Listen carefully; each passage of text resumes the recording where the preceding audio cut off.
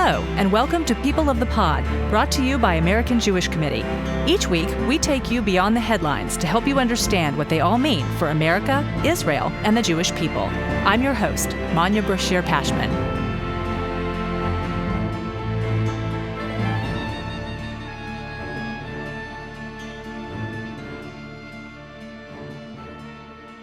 Late Thursday night, Israel launched a series of preemptive strikes against Iran in a military offensive dubbed Operation Rising Lion. The wave of strikes comes after the International Atomic Energy Agency censured Iran for obstructing its inspections after the revelation of a secretive nuclear site. What is happening on the ground? What's next? And what are the implications for Israel, Iran, and the broader Middle East? AJC Jerusalem Director Avital Leibovich, who also serves as Lieutenant Colonel in the IDF Reserves, joins us now from reserve duty as counterattacks from Iran have begun. Avital, thank you for joining us. With pleasure. Avital, negotiations for a new nuclear deal with Iran have been underway since April. There have been 5 rounds, maybe 6, and another was going to begin on Sunday. President Trump also asked Israel to hold off on this preemptive operation. So why did Israel choose to launch these strikes at this particular time? Israel took a decision already to prepare for a preemptive attack on Iran since November. What happened in November? In November, Hezbollah lost the majority of its capabilities, of its military capabilities, and also of its leadership. Actually, a lot of his leaders, military leaders, have been eliminated, starting with Nasrallah, Hassan Nasrallah, and going on to all the major generals of the organization. And basically, the Shiite axis, as we call it here in Israel, was broken. Add to this what happened a month later, in December, when Assad's regime crashed, collapsed, and was replaced by an anti-Iranian man, jihadist, with jihadist background by the name of Ahmed Ashara. So Iran was actually on its own, really, because instead of circling Israel from the north, both from Syria and from Lebanon, now it was circling in a very one-dimension way, only from the east. So in order to do that, Iran figured out it needed to really upscale its nuclear capabilities. And for that, they speeded up a few processes, for example, uranium enrichment, but not only that, also the weaponization of a potential nuclear bomb. And all of these steps actually brought us to a point that we are today, the point of no return. Iran will not be able to return to 20 years ago, 30 years ago, when it did not have those capabilities as it has today. For us in Israel, this is an issue of existence. Either we exist or we don't. And that is the sole reason why the preemptive strike actually began today. This is according to Israeli intelligence. We have all the indications and data showing us this really major leap. And look, the IAEA, they issue reports every couple of months. It's their kind of responsibility. For us, it's a matter of life and death. We cannot, comply only with reports, and the reports sit on some shelf somewhere, and there's a lot of dust which is piling up on these reports. For us, we needed action. So based on this very accurate intelligence, and some of this intelligence that has been accumulated for many, many years, you can see in the attack in Iran. You can see the very accurate attacks, the pinpointed strikes, which actually are directed at specific terrorists and not causing damage to uninvolved civilians, just to the locals. Yeah. And how do you evaluate the Trump administration's response so far, given the diplomatic efforts underway? Well, I think that he is using the attacks to leverage and put pressure on Iran to resume the negotiation table in a few days. And as you know, there were 6 rounds of talks, and the best of my knowledge, there were huge gaps between the two sides, the American side and the Iranian side. I'm not sure these gaps can be bridged. We heard over and over again President Trump say that Iran will never be able to enrich uranium. And then we heard Iranian leaders like Khamenei say This is the basic right of the Iranian people to enrich uranium. So I'm not sure how you can bridge such a deep gap. Overall, I think that the president has been congratulating Israel on its excellent attacks until now. But again, we are in the beginning. We're in the beginning phase of the attacks, although they're spread all over Iran. This is still the first day. We need to keep this in mind.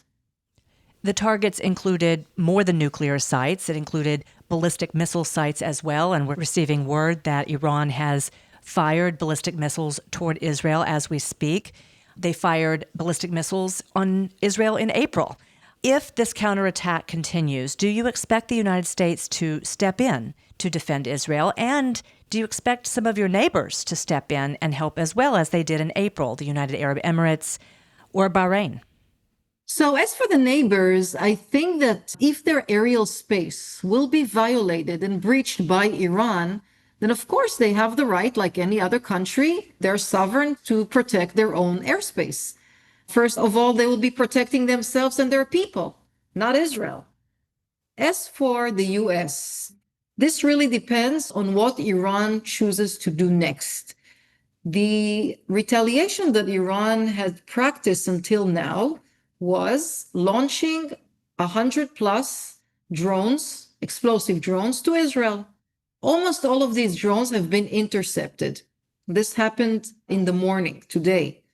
Now, if Iran will decide that the ballistic missiles or the cruise missiles that it will launch here will attack not only Israel, but also US bases across the region, then here there's a question, how will the US respond? Will the US retaliate as well? If that would happen, we could have even a more significant strike together, the US and Israel. These attacks killed 2 lead scientists, IRGC commanders, Islamic Revolutionary Guard Corps leaders. Is there a long-term goal of prompting a regime change? So first of all, there are a few types of targets in Iran, and you mentioned some of them. Physics and nuclear scientists are, of course, a critical human resource to the Iranian regime, as they rely on their long-term knowledge and expertise on producing the bomb as soon as possible, as quick as possible. And by eliminating them, in a way, you are removing the immediate threat. Other options are economic options. For example, Iran relies on oil and buys it from China and maybe other countries as well. So obviously, Israel could decide to target its oil reserves, and this will be, of course, a significant economic blow. The third option is to target the government leadership, politicians. Now, Israel, up to this moment, did not choose an economic target or a political target, but this may change in the future. The military targets, of course, are the most immediate targets that Israel is attacking, and the idea is to eliminate the immediate threat on Israel. For the long range, well, in the Middle East, in this part of the world, unfortunately, long range is something we can only put as a vision, which is not bad. I'm happy to dream. I'm dreaming of an Iran which is similar to the Iran we knew before 1979, before the revolution. A moderate country, a human-loving country with values that I can share and adopt just the same. I'm looking at a different Middle East maybe in a few years with an expansion of the Abraham Accords and creating an axis of moderate countries and other Shiite countries. So all of these changes that we're witnessing right now in the region and may still witness in the future may all have an impact also on the long-range outcome of the current war, which is unprecedented. I know Israel calls this a preemptive attack, but what do you say to countries who have already expressed concern about what they call an unprovoked attack? Well, I think it's enough for them just to look at the many kind of materials which Israel and the Israeli army released today, showing what they have done, what Iran has done on its own soil. Now, when you follow the targets we just spoke about, you can see that these are not civilian targets. In other words, Israel is not attacking a school or a building just in the middle of Tehran for nothing. It's attacking deliberate military-related sites. Actually, I think that if I'm daring to dream again, I think that the people of Israel and the people of Iran have a lot in common. They are both people with deep heritage, with beautiful cultures. So I do envision one day a different regime in Iran, such a regime that could really bring the two countries together, opening a new page. And I think it will do a better Middle East here for all of us. We have talked about how Hamas embeds itself among the Palestinian civilians in Gaza. So no matter how precise Israel's attacks are, civilians are killed. Does Iran do the same thing, or I should say, does the Iranian regime do the same thing in Iran? Obviously, Iran is not a democracy, and there is a similarity here with Hamas. We are talking about almost a fanaticist religious kind of aspect, which is also very similar to Hamas. Actually, Hamas and Iran have been connected for decades, for many, many decades. So they do share a lot of similarities. But unfortunately, the freedom of movement, freedom of speech, freedom of culture is not something which is of an ordinary situation in Iran. It's very unfortunate. You know, I'm sometimes following the social media in Iran, and I see how people speak about the regime. I see how they curse the regime. I see how they aspire for better lives. I see them organize parties in basements so the regime will not find out. I see them, the women, wearing jeans underneath hijabs, long dresses, trying to conceal them, for God forbid, so they would not be considered as not modest. So it's very unfortunate that the public is suffering in Iran. And we see that not only in the general atmosphere, but also we see it with the standards of life. They have only electricity a couple of hours a day. Water is scarce. The prices of food, they are huge. Take, for example, today, $1 American, it equals almost 1 million rials. For comparison, $1 equals 3.60 Israeli shekels. So, yeah, they're suffering from many, many perspectives. Avital, thank you so much for joining us. Stay safe.